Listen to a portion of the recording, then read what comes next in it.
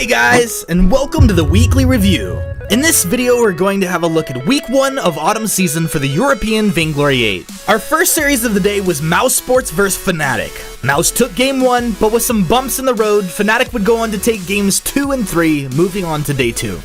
Yet it is going to be Fnatic backing away, but the Dragon's Breath comes out. Huge Kimbian Wall stopped it up, but it is tricky currently locked on up, stunned up, trying to escape. Fountain heals him, and it's already... The second series for Europe was G2 eSports vs Salty Potatoes. A great opportunity for both teams to establish themselves in autumn season. Game 1, G2 countered the Joker's Rona with Sky for Hundor and Black Feather for Dark Potato.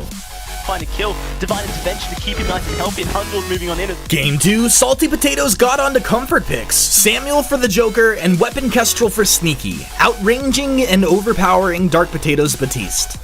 Nakoa has to escape here, and Hundor, with a bit of energy from that tree, and may be able to do something. With the series tied up 1-1, G2 put together a super meta composition of Finn, Glaive, and Celeste, taking the game and the series.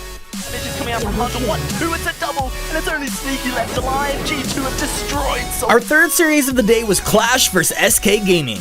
Clash had their full roster ready to go, and SK was playing with Hegman instead of Raph. This was an opportunity for Clash to make a big move in week 1. Unfortunately for Clash, Hegman played lights out, and SK looked as good as ever. Game 2, Kvalifar went off on his Crystal Power Idris, enabled by Tyrus on Kroll, a pick that Tyrus hasn't played often in the past. Once again, Hegman played like a starter. We also had Dynasty play against Calamity Reborn, where Dynasty took that series 2-1. Playing in day 2 semifinals would be Fnatic, Dynasty, G2 eSports, and SK Gaming.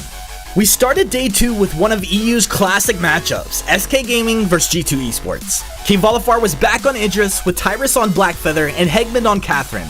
G2 made SK work, but their composition couldn't handle the control, damage, and mobility that SK had.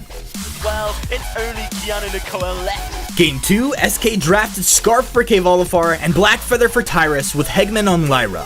They shut down all aggression coming from G2's Fortress comp, taking the series 2-0 and moving on to the week 1 finals.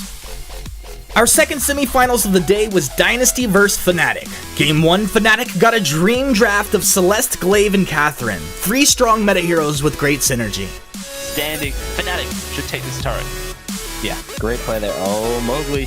Oh no, he is in trouble, and he is dead. Game 2 was great entertainment as Riku Meza, who is known for Taka, got his hands on the hero. Going with an on-hit build, coupled with a CP Idris for PT Lamb, Dynasty danced around Fnatic. Game 3, Dynasty went back to the Taka, and Fnatic drafted a Petal to counter. It worked wonders, as Fnatic dominated this game, taking the series 2-1 and moving on to the finals to meet SK. Our first finals of autumn season was a great treat as SK Gaming faced up against Fnatic. Game 1, SK had an ideal double CP draft of Idris and Samuel with Grace leading the charge. Fnatic's Fortress composition never found openings as SK took Game 1. There's no escaping Tyra. Game 2 looked like it would be SK's as well, but a great late game defense by Fnatic allowed them to counter push and take the win, tying up the series. Down! Oh my goodness! It looks like the counter base race is on! Game 3, both teams had very strong compositions, but SK was able to outrange and outsustain Fnatic when it mattered, allowing them to take Game 3 and first place in week 1 of autumn season. JJ! Tyrus! He's still alive! It's a double! With SK taking first place in week 1, they're at the top of the point standings for Europe with 8 points, followed by Fnatic with 7, G2 eSports with 4, Dynasty with 3, Calamity, Mouse, and Salty Potatoes are all tied up after managing to grab 1 point, and Clash sits on 0. This has been your weekly review.